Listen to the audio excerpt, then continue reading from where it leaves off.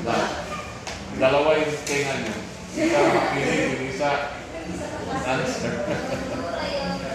Ati-ati lang.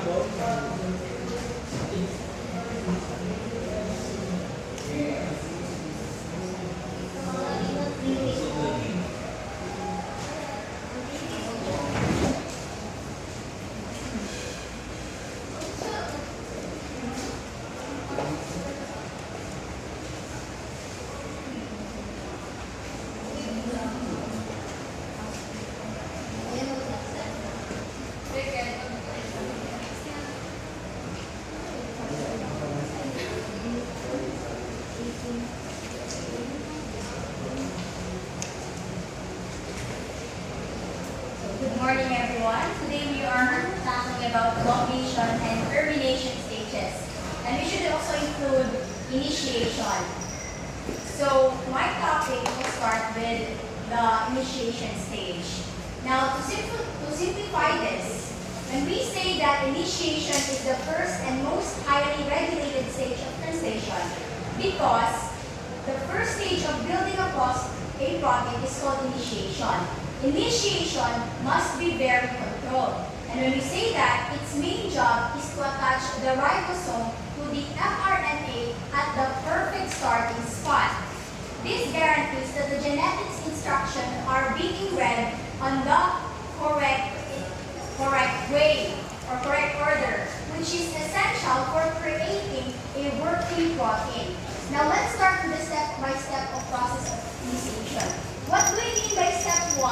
The small ribosomal subunit prepares and finds the start. Because step 1 is to get the starting piece ready. So the small part of the ribosome gets help from the special proteins. And these special proteins act as a guide. These guides deliver the starter component to the exact right spot and making sure that the larger part of the ribosome doesn't join too soon or too early.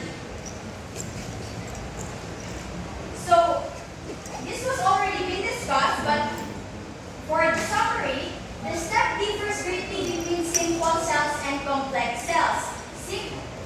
What I mean is that between eukaryotes and prokaryotes, because in simple cells or prokaryotes, they use a special tag on the mRNA that the ribosome recognizes it from the start or to the start, to find the start. However, complex cells or eukaryotes, they use a cap on the mRNA's end. This is for the ribosome attaches and scans along the strand until it finds the start. So now the step 3. Start codon recognition and assembly of the full ribosome. So this means that when the scanning complex finds the start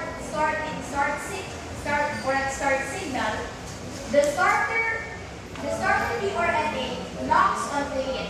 And when that happens, this correct fit acts as a switch, causing the helper proteins to use energy, change shape, and fall away. And when that happens, this makes room for the larger ribosome to join and begin building the proteins.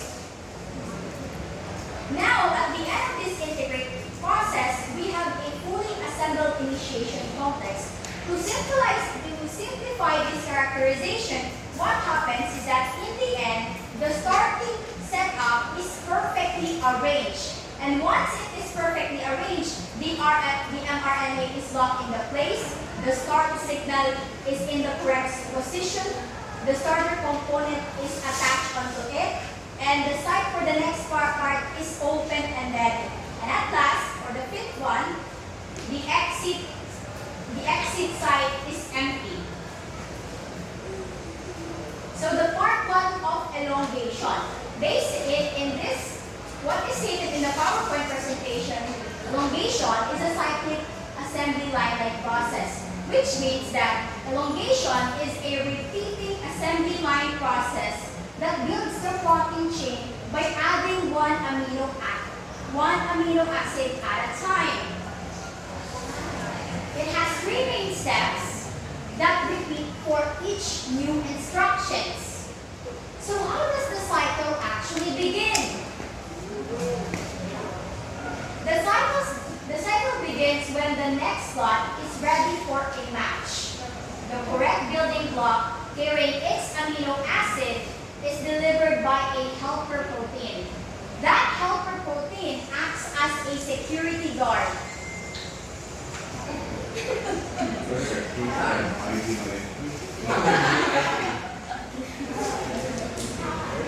So now with delivery and verification, delivery and check. So this time, the tRNA is delivered to the slot of the helper by its helper protein. If it's a correct match, the helper uses energy, changes shape, and is released. This leaves the new building block securely in place. Now, both the old slot and the new slot is now occupied. Now, the next one is, this is the moment of creation. Creation where the chain actually grows. The ribosome is not just a structure. It is an active machine that uses a chemical reaction in order to link peptide, right? Amino acids. So the step 2 of peptide bond formation, the catalytic part. So to simplify the transfer, the reaction, and the result is that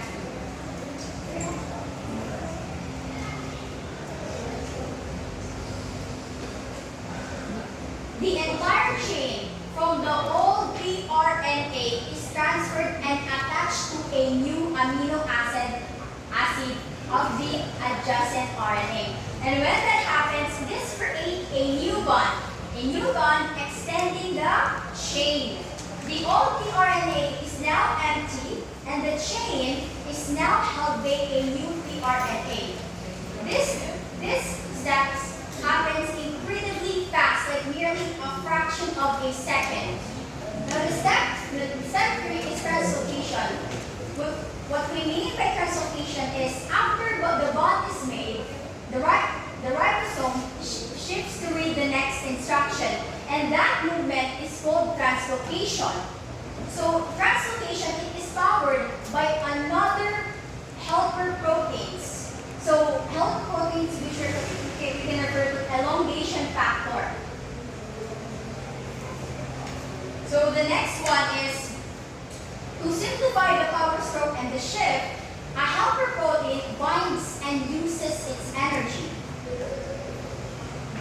So in the power stroke, EFG-GTP binds to the ribosome using the energy from GTP hydrolysis EFG acetylation.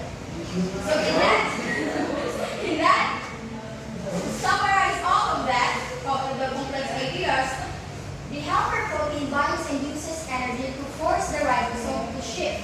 And when that happens, the entire ribosome moves forward by one codon. So the movement pushes the tRNA with the chain into the old slot, the empty tRNA into the exit site, and it reveals a new codon into the now empty slot. So the empty tRNA in the exit site is now poised to the exit. So what happens next is that the empty tRNA is now ready to exit. The cycle then repeats for the next instruction. The three-step process is link, delivery, link, ship. Delivery, link, ship. So that happens for every single codon, adding one amino acid at a time to build a protein chain. So the next one is the part of termination. So we are in the stages of termination. What happens in the termination, to simplify all of that, is that the assembly line continues until a stop signal moves into the empty slot. When that happens, this signal is very unique because there is no matching tRNA for it, and it also acts as a red light. So the first step is the stop codon recognition. So what happens here is that when the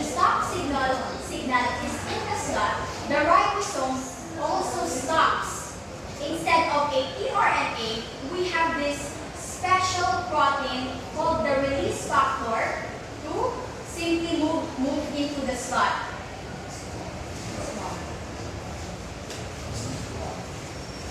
So, to continue that, the release factor is shaped like a tRNA, allowing it to fit into a slot and recognize the stop signal. Now we are here in the step 2 hydrolysis of the polypeptide chain. So what happens here is that the release factor triggers the ribosome to perform the final cut. And after that, a water molecule is used to break the chain free from the mRNA, releasing the finished protein into the cell. But before that, we are now in step 3. Before that, after it releases a water molecule to break chain free from the tRNA, the whole work is still not finished. Okay? The work is not quite finished because the parts are still stuck together. They are not separate. So there should be a recycling factor and a helper protein to bind those complexes. So when that happens, they use energy to break everything apart so that each of those parts are now separated. And then with the result, the final result is that the ribosome pieces are separated from each other, and once they are separated, they can be used again freely to build other proteins too. So those are the pieces separated for mRNA and tRNA. All of these parts are now free to be used again to build another protein. So this is the difference of eukaryotic and prokaryotic, which was already explained a while ago. And here, so that is all in here.